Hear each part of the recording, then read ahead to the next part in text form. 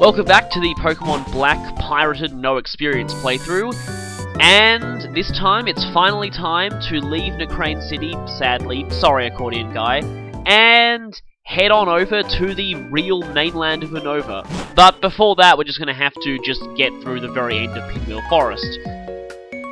Already battled that guy, now I'm going to skip as many battles as I can. Or not. Yeah, I was kind of paranoid the guy in the purple shirt above was actually a trainer. Turns out he's not, and I just turned back to avoid his line of sight and ran right into her. Speaking of running around trainers, just something I should point out, most players of the series already know this, but just for you who don't, if you run, then trainers are more likely to turn towards you. So, if you try and run past a trainer, like as in if you want to try and sneak past them without attracting their attention, don't run because they'll automatically turn right towards you. Now, you can use this for humorous effect once you've already battled them to kind of force them to start spinning around in circles. It can be pretty funny when that happens.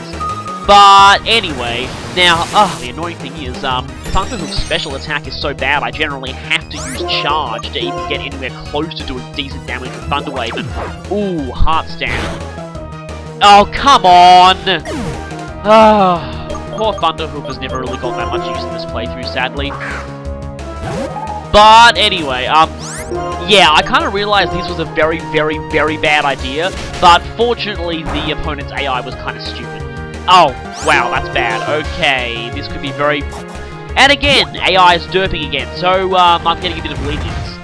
So, basically, like I was saying, Heart Stamp is Woobat's signature move. It's probably not going to do that much, given that it's physical and Woobat is mostly a special attacker, so it's kind of a pathetic one by the standard signature moves. I believe it also has a chance of glitching, which gets really, really annoying in a certain PokerStar Studios movie. Speaking of that one, since I probably won't actually get a chance to talk about it until I get onto Black 2, which will be quite a while, in my first ever attempt of that movie, I got incredibly lucky. I did not fall victim to a track once, and I killed the Swoobat with a crit. Yeah, I finished that movie in 2 turns, when the turn limit was like, what, 9? Yeah, that was pretty lucky. I've heard that's the movie a lot of people have trouble with, simply because of how bloody luck-based it is. The enemy just loves to confuse and attract you. I still haven't beaten Magical Mystery Doors 2, I believe. That one, what, they expect you to KO something that's like 10 levels above you with Astonish? Wow. But anyway, you know, going off on a tangent, I do think a few of those movies would be a little easier if you were given the entire actual script of all the lines, not just the lines you have a choice on. Because sometimes you actually need to see the full movie to actually get the context of what you're meant to be doing.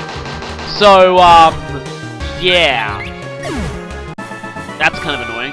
But this lass is down. And I've got 2 gym badges. Wait a second, how did you get Woobats if you haven't even beaten Straighten's gym yet? Going back to the nurse here. If it isn't already obvious to you, nurses and later doctors are your friend. While we generally want to skip most trainers, you want to make sure you battle the nurses and doctors because that free healing is a massive help. And yeah, that guy is a marathon runner, and those people would actually challenge you to battles back in Gen 4, but only in the mornings. So they were kind of like the counterpart of police officers, except without the ridiculously awesome theme music. So wow, look at this. Yep, a pretty amazing sight. Looks even more awesome at sunset, which is why I'm going to have to skip a little bit ahead on the clock when we actually get in here. Of course, it can actually be hard to find your way around this area. But anyway, we've got this guy here. Oh, sweet Arceus, get that abomination away from me! Evil, evil, evil, evil, evil, evil, evil, evil, evil! I hate, get that evil demon spawn away from me. Thank you. In case you're wondering, I'm never going to use that item, ever! Oh yeah, and this person's talking to us about item maniacs. We'll see those a little later. So anyway, we've got a few shots here of Castelia City, our next destination, and the Royal Nova, which we won't be going to for, well, probably ever in this playthrough, given that there's no real point. Advertising the Battle Subway, which we won't get to for another 2 gyms. And you can see what date I played this game on. And of course, everywhere's sunny. It won't be until later that we actually get any proper weather. So anyway, let's check out this. Okay, thanks Captain Obvious. Alright then, now just a slight warning. For this next segment, I am going to remain completely silent. This next bit, what's coming up, is possibly one of the single most amazing moments in the history of the Pokemon franchise, and I do not want to cheapen the experience by talking over it. Now, most of you watching this will have already seen this, but just, you know, I want to capture the real experience of your first time going through this, so I'm not going to talk at all. I just feel like that would just be cheap. So, without further ado, I give you Sky Arrow Bridge.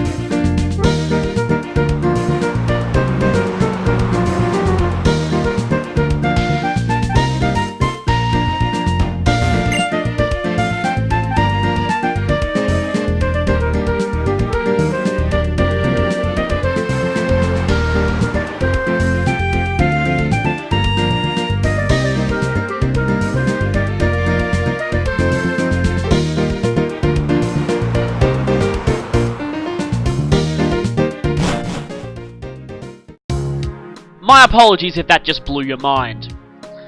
So, we're up on the opposite side of Sky Arrow Bridge, and we're about to enter Castelia City. Now, the Pokemon series has always had history of, you know, the obligatory big city. Saffron, Goldenrod, I can't remember whether Hoenn even had one. I guess Lilycove might qualify, but that came really late in the game. Kinda Jubilife and Hearthome. Now, Castelia puts them all to shame. This place is huge, and I mean really huge. The series has never, ever done something on this scale before. This is hands down one of the biggest Pokemon cities ever, and there's a whole lot to do here. I'm going to warn you, I'm going to spend quite a few parts here, because I want to experience everything this city has to offer, and there is a lot on offer here. So, just a warning, this next part and the next few parts are going to be quite long, and we're going to spend a whole lot of time in this city, because there are a whole lot of side quests here. I know, I just came that way. Okay, so, are we ready to enter?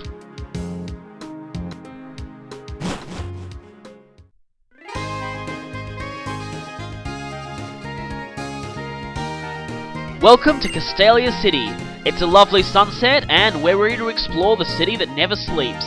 Now, yeah, Castelia is so huge, and as this NPC says, only certain NPCs will actually talk to you here. Some of them there are just for background decoration. Now, if you walk down to the very edge of the fence here, you can actually see a big view of the whole city. And it is amazing. I remember when this was first revealed in trailers, it was just like, whoa.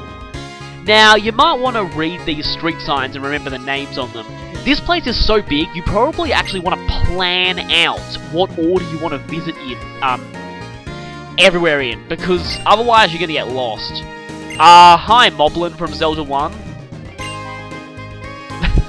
Would you like to meet?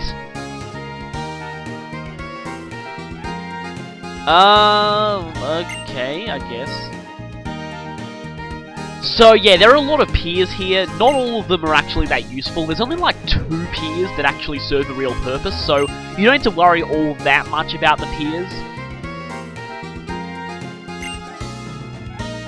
And yeah, there's the Battle Company. Now, again, there's a lot of places to see here, so you want to plan out your approach, but you probably don't want to go into the Battle Company until quite late. Well, if you're healthy, you can survive a hit if you've got sturdy. And Castelia Cones, that's something else to do in the city. And here's the Analytics HQ, something else to do. Now, given that this one has the fewest actual concrete rewards, I'm going to do this one first. Oh, and of course, that click sound is so satisfying, you have no idea. Even more satisfying when, well, I won't tell you exactly that yet. Now, yeah, I'm going to go in here. Now, this place doesn't really do much gameplay-wise, but I'm just going to show it off anyway, just because I like to show off everything a game has to offer. Now, this guy here asks you for a greeting. I'm actually going to cut here, because I was actually pretty disappointed with what I entered for this greeting. I really should have done something more piratey, as you'll see in a moment. Now, we're going to help this girl answer some surveys in a moment, but first we have to talk to the leader. After we talk to this girl over here. Because she gives us a Pokeball. Now, I'm not sure if this is actually giving you back something you just lost, or whether, it's actually a new free Pokeball. But, in any case, you get to show an exclamation of thanks here. I think this might show up on your, C-Gear when you pass other people. I'm really not sure, because I've never really used C-Gear all that much outside of actual Nintendo events. So, yeah. But anyway, I know a perfect feeling of gratitude I can express here. Come on, where is it?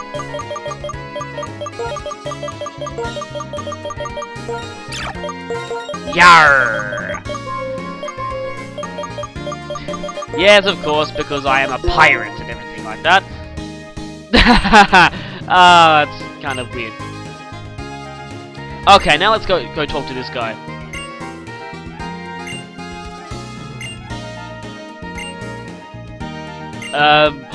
Okay. Do I have any say in this matter? Okay, this is kind of weird. Right, so from now on, you can actually do surveys on your C-Gear of people you pass by. Now, the sad thing is, this whole passing by people's C-Gear, it's something that resonates a lot more with Japanese culture than it does with Western culture. You see, in Japan, you're very, very likely to just randomly meet people with handheld games on the street, and they've got a higher population density. In the West, sadly, features like Street Pass and C-Gear rarely ever see much use outside of conventions. It's just a thing how, in general, handheld gaming is a lot more popular in Japan than it is in the West. And interestingly enough, it's actually not so much because handheld gaming is more socially accepted. If anything, it's actually less socially accepted. People do it on the train just to sort of pass the time. And actually, claiming your hobby is gaming in Japan is actually not a, Oh, great. I'm gonna get stopped by an MC. Anyway, claiming that your hobby is gaming in Japan is gonna get you stigmatized. It really will. So anyway, we're gonna have... But speaking of that, though, I'm gonna have to do it right here. I'm sorry, I really can't answer anything else for my hobby. Job, part-time fan translator is not here, so I guess I'll say student. That's all, really? So basically, once you complete this girl's questionnaires, you can use those on your C-Gear. Now, I'm actually going to show, just for completeness sake, show every other questionnaire, so you can learn a little bit about me, you know, just in general. Obviously, I prefer battles. And, cool. I was tossing up between cool or strange. Cool, but stat-wise and moveset-wise. Now, type, I don't really have a favourite type, but I do have a soft spot for fire, given that more often than not I tend to choose fire starters. So, I guess I'll go fire. I do kind of like fire types in general, really. Although I don't exactly. 7 surveys. Yep, that's a lot, and I'm going to go through them all right now. So anyway. Okay, ideals and value. Well, I'd prefer to live in the city, but that's just me. Time. Definitely time.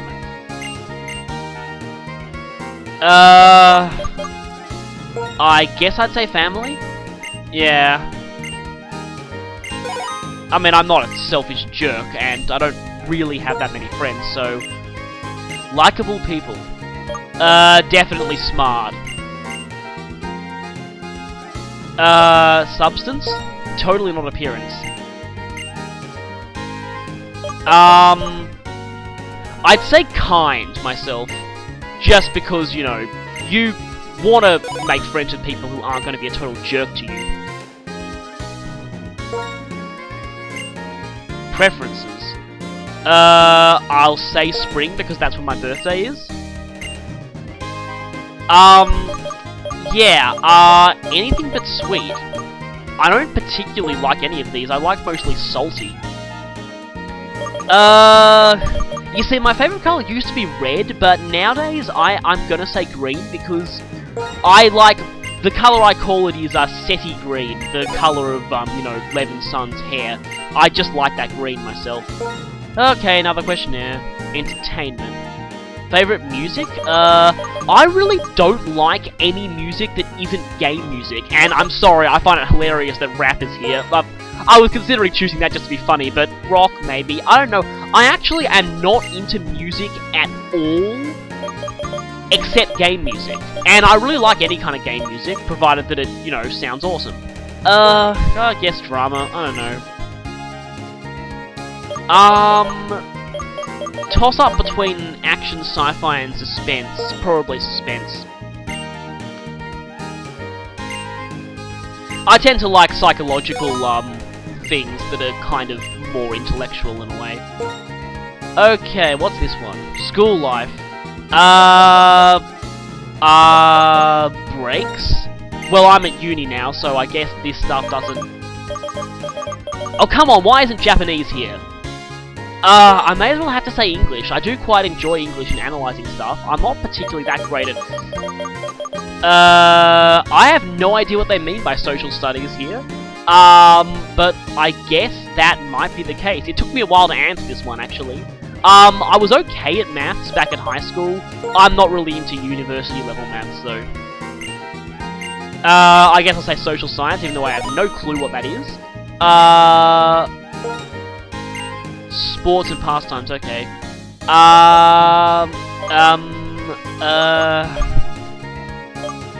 I guess I'll say the mountains just because that sounds cooler.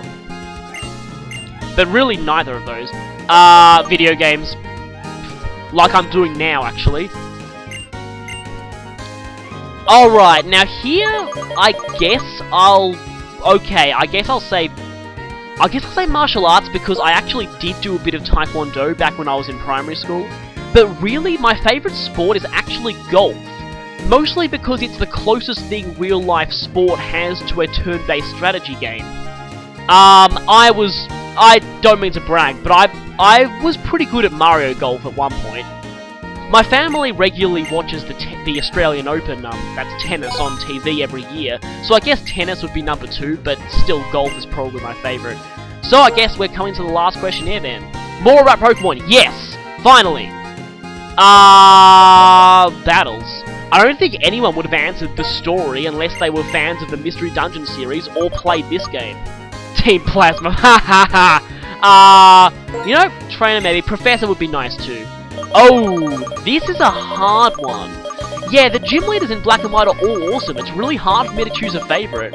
I don't want to give away any gym leaders that are going to be a nightmare for me, but I know there's one particular person on this list that I'm not even going to choose.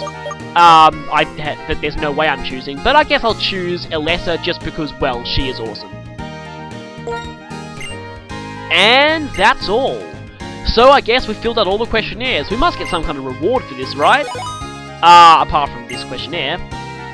Come on, give me this reward. Come on, give me something good. And... what? I did all that for a soda pop? Are you frigging serious? You know I can just pick one of those up for like 300 at the vending machines right in this... oh, come on! One free soda pop, seriously? At a point in the game where soda pop is really easily obtainable. So anyway, like I said, I did that side quest first simply because it's probably the least worthwhile of them all. I just wanted to show it off, and you probably found out a little bit more about me anyway. So, okay, that's interesting. I'm guessing this is one of these useless ports. Are you from Disney's Hercules? Right, okay, this port was useless, sorry, okay. My plan now is to hit all the ports in order. That port was useless, so I'm gonna go to the next one. Okay, next port. Hopefully this one will actually have some kind of purpose.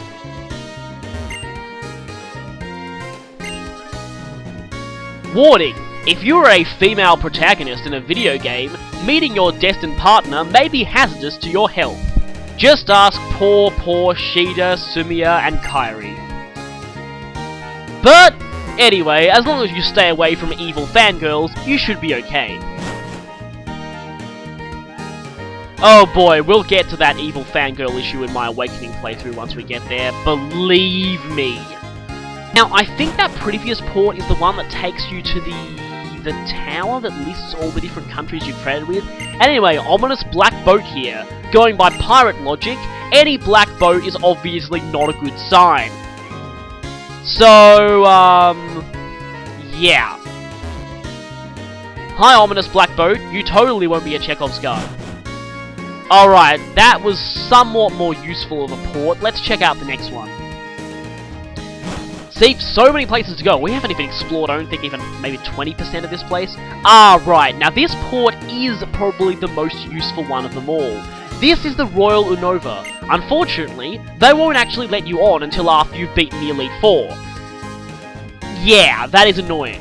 Now, I won't be using this at all, so I'll just say the Royal Unova is the game's main way of getting ridiculous amounts of money, given that it lets you battle trainers who, you know, have a ridiculous amount of money. The problem is that it's quite luck-based in that the distribution of trainers is kind of weird, and anytime you enter a cabin... oh wait, I'll just cut myself off because this is important. So basically, you have to choose which of these monkeys you have, and this person will give you one of the elemental stones, one that'll evolve your monkey to its next form. Now, it's not too useful in this playthrough, given that your monkey is stuck at level 10, but for the time being, this is probably one of the only evolutions we have access to at this point, so I guess it will be worthwhile to use it. I mean, it's not like there's anything else in the Unova Dex that needs a water stone to evolve. Now, if this guy was in black and white too, when you could use that water stone on an Eevee, yeah, that would be a whole lot more useful. Huh, that's interesting. Now, you might be wondering why they do that. Well, in Japanese culture, they actually probably don't understand the thumbs up symbol. In fact, some Japanese people even have difficulty understanding what a handshake means. It's just a cultural thing, really. Likewise, Westerners tend to find the whole bowing thing weird. It's, again... wait, someone's using this Pokemon Center? That's new? No? Oh, that thing. Yeah, we're not going to be using that, so there's no point in me explaining it. Right then. Maybe? Okay. Yeah, this person is going to assume that your favourite Pokemon is the first thing in your party, and that's going to show up on your profile when you trade with people online. And now this guy is interesting. He says he's going to give you something good if you traded with lots of people. He is not lying. You know what he is going to give you? You know what he's going to give you? You really want to know? Just bear in mind, I am not making this up. If you talk to him after you've traded with 50 different people, and with Wi-Fi that's not too hard, he will give you a Master Ball. Yes, that's right, a Master Ball. Yeah, I'm not making this up. Go check Bulbapedia, it's true. You gotta trade with 50 different people, but again, with Wi-Fi, that shouldn't be too difficult. You might be able to pull off the whole Magnemite chain thing. So anyway, I may as well use this Waterstone, given that there's no reason for it to sit around in my bag. Yeah, despite the stat boost that Evolution gives, it's still not gonna have that great stats. Yeah, but I may as well do it, just so you can see what an Evolution looks like in this game. Now, there's a whole bunch of people who actually find the evolution in this generation kinda creepy, given that the Pokemon seems to kind of break up into pieces and then reassemble itself, which, yeah, I admit is a little unsettling. I really did like the evolution animation back in Generation 3. That was probably the first ever evolution animation that was really, really flashy and awesome. Well, of course, the Colosseum one was pretty cool too. Anyway, Aquamonk has now evolved. And, yeah, the stats are alright, just not that great compared to some other things. Its defenses in particular really leave a lot to be desired. Not only that, but it's still stuck with the same crappy level 10 moves. So, sadly, Aquamonk's not going to be too useful from this point on, but at least you got to see what an evolution looks like. I might keep him in my party for a little bit, but let's just be honest, level 10 when things are starting to get around level 15 minimum, yeah. Timpole's got better defenses, so it might actually be more useful overall. Plus, Bubble Beam is a better stab move than, Water Gun.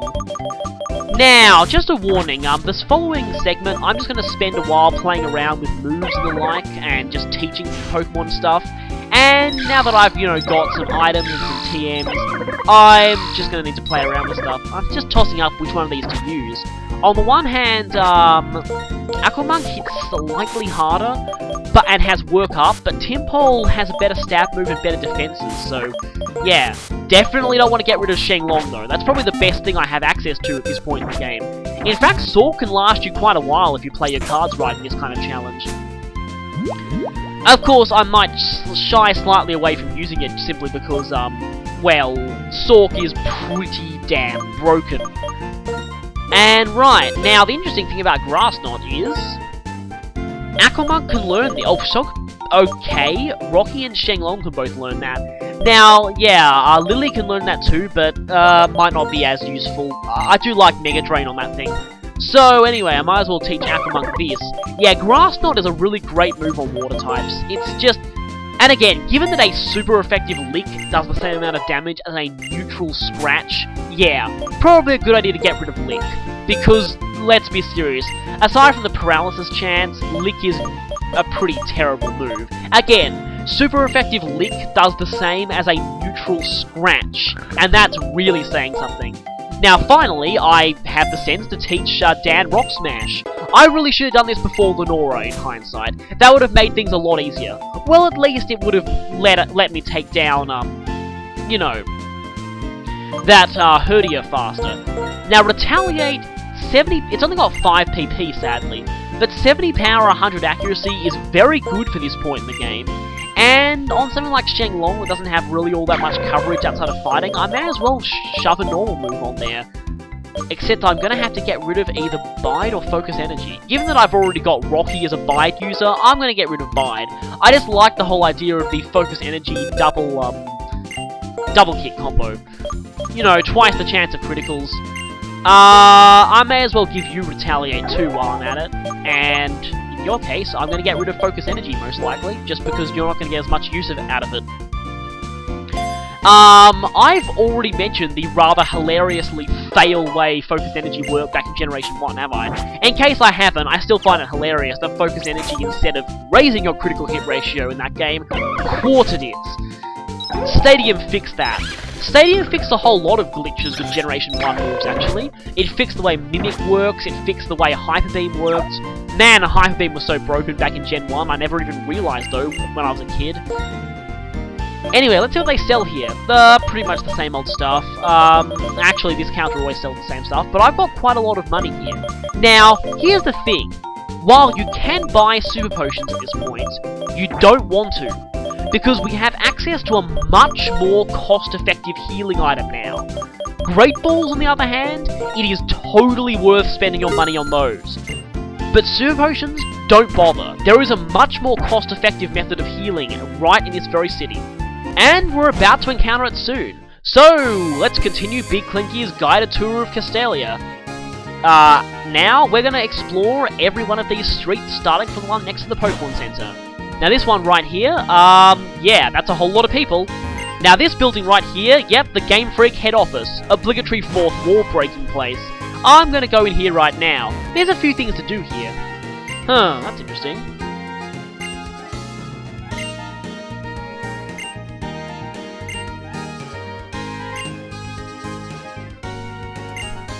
And yes, this does in fact register Zorua in your Pokédex, so now you can get them off the global trade station, which is pretty good considering that Zorua and Zoroark are normally event exclusive. Now, because I don't have the event to unlock this thing, I'll just go ahead, spoiler alert, the boy is a Zorua.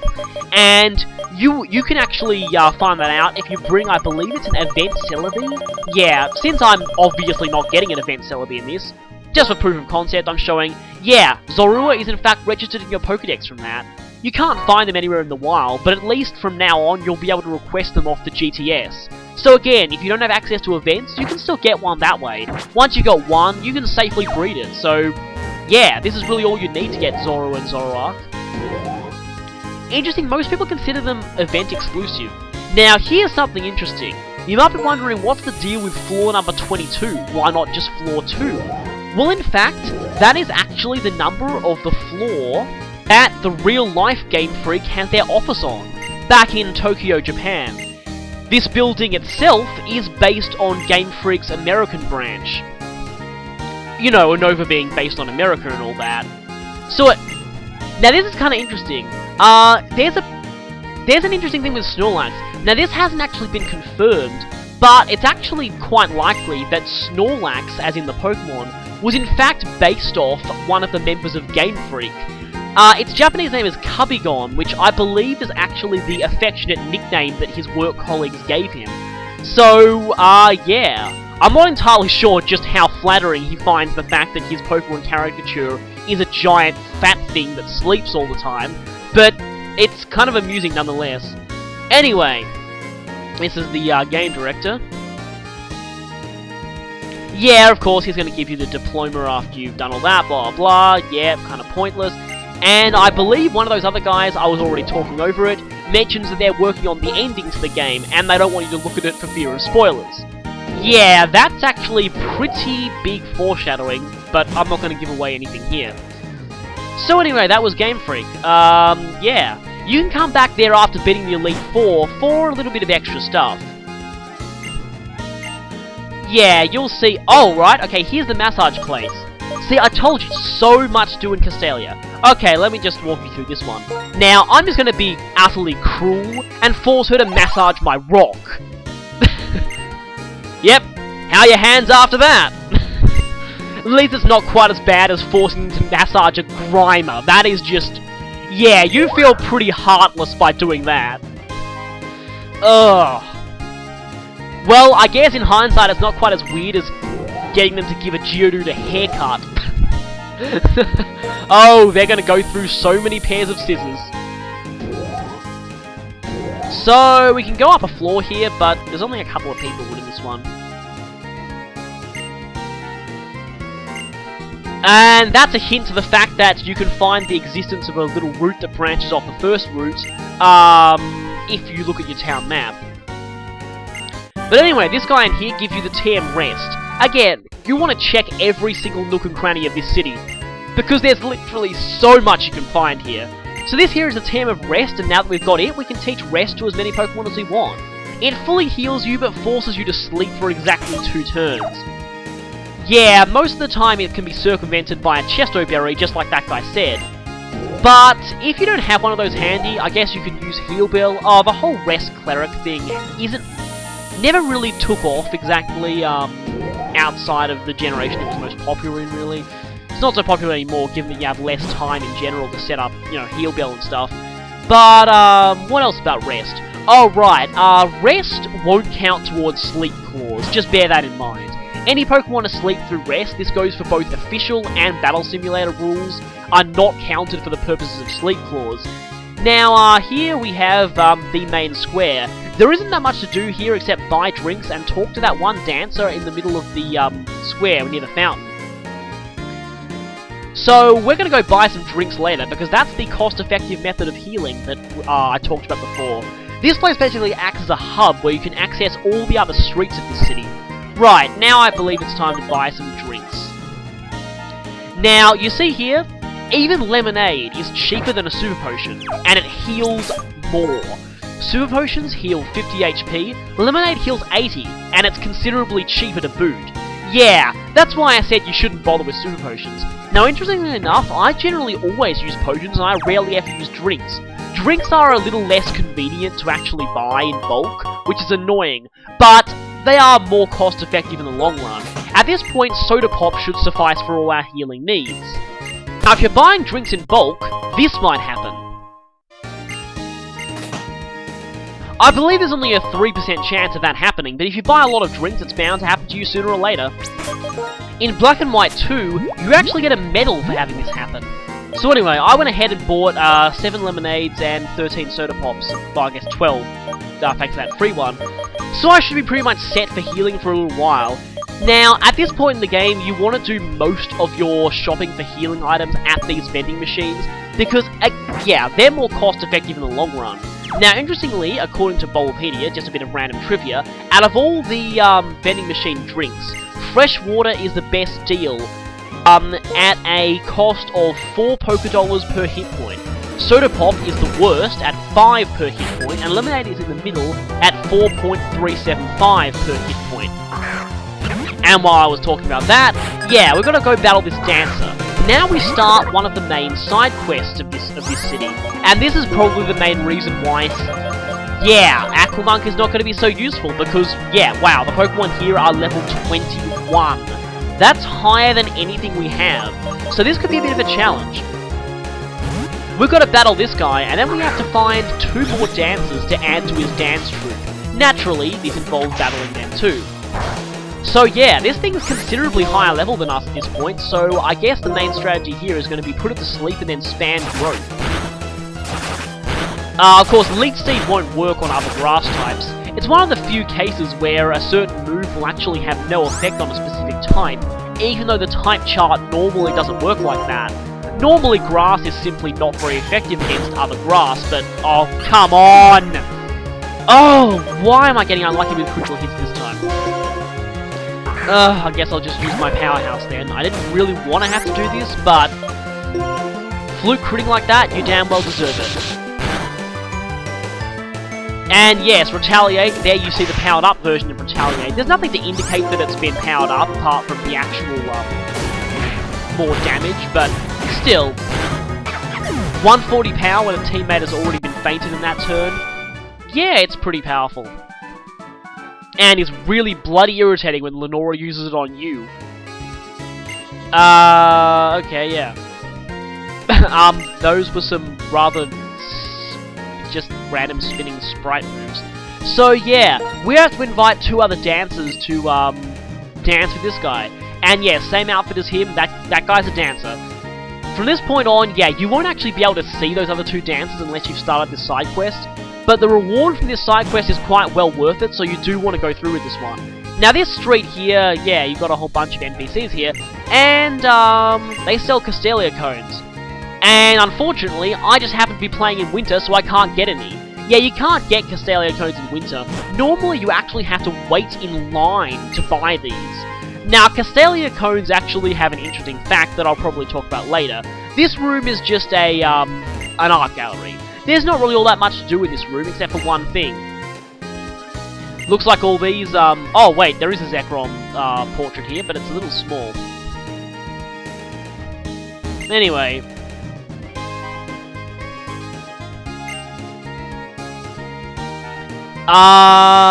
We're also going to see some other stuff at Berg's gym that's a little creepy, but anyway. Okay, right. Oh, I happen to have a water-type Pokemon with me, so I can show you it. So this guy every day will ask you for a specific type of Pokemon. If you can show him that by the end of the day, he will give you a free berry. So you can just pick any berry you like. I'll go with Chesto. Those are probably some of the most useful. So yeah, if you want free status healing berries, you can get 1 per day from this guy, provided you show him the right type. And those statues don't say anything. Okay. And whoa, how long was I in there for? Yeah.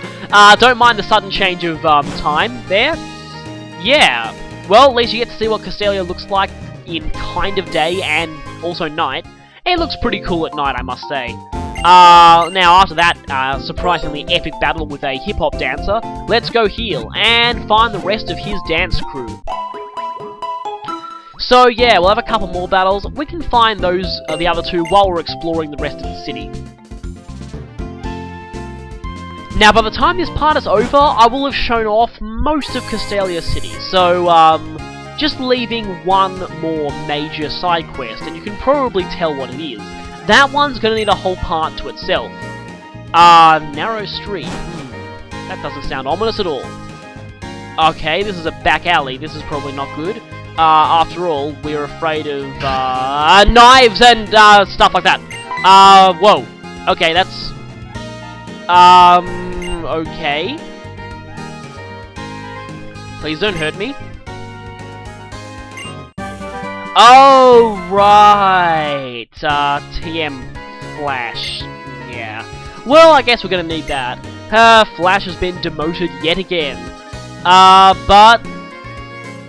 it's not the best move in the game, but it helps light dark caves, which you're gonna need. Fortunately, we don't actually have to go through any dark caves to progress the game, but there's one we will need to. Wait a minute, Cafe Sonata?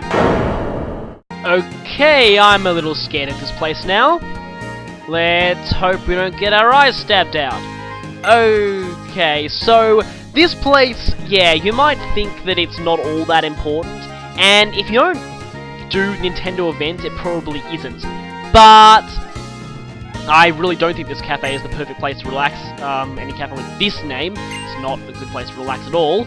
But anyway, this guy right here. Now, if you talk to this guy with an event Meloetta in your possession, he'll teach it its signature move Relic Song, I believe. Oh, well, you do get a free lemonade here. I guess that's useful to come here for. So yeah, you can't buy any more drinks though, but at least, yeah, so if you've got a Meloetta, you need to go here to get its signature move. I still find it kind of weird that they seem to, and here's dance number 2, and here's these guys. Smirk! Kind of reminds me of a certain infamous line from the horribly translated, I think, is it Mega Man Battle Network 4, where one of the villains just had this line where they just say, GRIN! I don't know why, I just find that hilarious. Oh, wow, that... Oh, wow. That game is so rushed, it's not even funny. Yeah, I'm pretty sure that was Battle Network 4. Oh, boy. So anyway, we've got the Evolve form facing off against the unevolved form that's more than 10 levels higher than it, so, might want to get out of here and send in, I guess this will be Lily's time to shine. Unless this Fury swipes criticals 5 times, which it's not going to. Now, please hit this time. Oh, great. Useless move. Nice. Actually, this actually benefits me much more than it does him. If for some reason there happens to be a fire type out here, it'd actually weaken the power of fire moves on me, and you're already resistant to fire, but I'm weak to it, so actually, yeah, that benefits me more than it does you, so nice one! Anyway, let's just add insult to injury and put a couple of leech seeds on him. Damn it! Well, that's like 90% accuracy or something? Fortunately, it's still asleep, and fortunately my next Leech Seed hits. If my second one missed, I would have got pretty annoyed. Anyway, with a combination of Leech Seed plus Mega Drain, yeah, Pinwheel can keep healthy pretty well. And of course, if you also just sleep them and spam enough growths while they lie snoring away, you can pretty much sweep entire teams. So, highly recommend you pick up this Pinwheel. It's just really, really amazing. Especially, yeah, well, you can get a wild one in white version, but just the traded one is just so awesome in that, oh, wow. Yeah, I'm just gonna let the Leech Seed finish you off. Doesn't matter what move I use. So anyway, the traded one is all the more awesome for the fact that it has a fixed modest nature and a guaranteed 31 special attack IV. Yeah, that is just awesome. I mean, in Nuzlocke, that thing can be pretty good. Of course, in Nuzlocke, though, you got to toss up whether you want to get it or Archon from, because both of them will count as your encounter for Necrane City. Archon is a pretty useful Pokemon too, but we'll be seeing it later. Now, as for the last dancer, we have to visit another one of these useless piers. Yeah, and you thought this pier was useless. So, let's battle this guy. Now, of course, we've seen Simisage, Pansage, we've seen Panpour, so obviously this guy is going to have... And it's Pansear, obviously. So I guess maybe Aquamonk will actually be able to shine here? Maybe? I can only hope. Let's see how much Water Gun does. And let's see how much he does to me. Yeah, that is pretty troubling. What? Oh boy. Sadly, I don't think this is a job for Aquamonk. That's a problem. You know what? I reckon Dan can take you, but maybe not so much. Yeah, this might be my best bet. And Yawn, oh, right, that's annoying. Okay, I've got to switch you next turn then. Yeah, Yawn is going to force you to sleep in, 2 turns after it's been used. Or the turn after it's been used, at the end of the turn. Yawn can actually be kind of useful, particularly for forcing switches. The good thing about Yawn is it actually got buffed. I think back in Gen 3, it actually ran off normal accuracy checks. It started with Gen 4, I believe. Yawn, or was it Gen 5? I don't know. One of the generations. Yawn's accuracy got buffed up to Dash. In other words, it ignores accuracy and evasion checks, which can be very, very useful. So it means that even though it's delayed action sleep, it is a guaranteed hit, and that's something you don't often get with sleep moves, outside of Mushroom Growth. Uh-oh. Oh, and of course it had to hit one more time. Looks like Aquamonk may need to be retired soon, sadly. Okay, let's finish this and get this side quest over and done with. Oh yes, you may yawn me, but no amount of drowsiness is going to prevent me from getting revenge from my fallen teammates! Ha ha ha! You have been avenged, Aquamonk. You are off the boat? I think the correct expression is you are on a boat. And we've got to go back to where this side quest started to get our reward. And trust me, this reward is well worth it. So, let's head on back over to the Central Square. I was about to say Central Park, but I guess this is kind of, New York, so, yes, that does make kind of sense. But anyway, now, if we go in here, we can see the team all dancing together. Now, part of me was wondering if these guys would actually battle you in a triple battle afterwards. They don't, sadly. But, at least they give you a reward, an amulet coin. Now, if a Pokemon holds this and participates in battle, the amount of prize money you get is doubled. This is very, very good, especially considering that money is the only reward you get out of trainer battles in this playthrough. So, you want to maximize that as much as you can. So, I highly recommend having something in your party hold the amulet coin at all times from this point on. Just the extra money always helps. Now again, Castelia Cones, speaking of extra money, in Black and White 2, Castelia Cones are notable for this trick where you can actually sell them to the Gourmet Maniac for massive amounts of money. Yeah, they're basically a free source of cash in that game. But for the time being, let's go heal up, and I think I'll end this part right here. So thank you for watching, the start of Big Clinky's guided tour of Castelia City. So we've made a bit of progress in terms of the side quests here. Next time, we'll check out the main, biggest side quest here, the Battle Company, and I'll talk more about that once we actually get to it.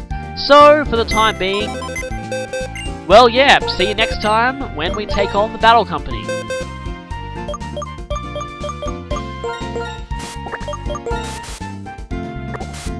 Sorry, Aquamonk, but it looks like it's time for your retirement. Being a sucker level 10 hurts, doesn't it?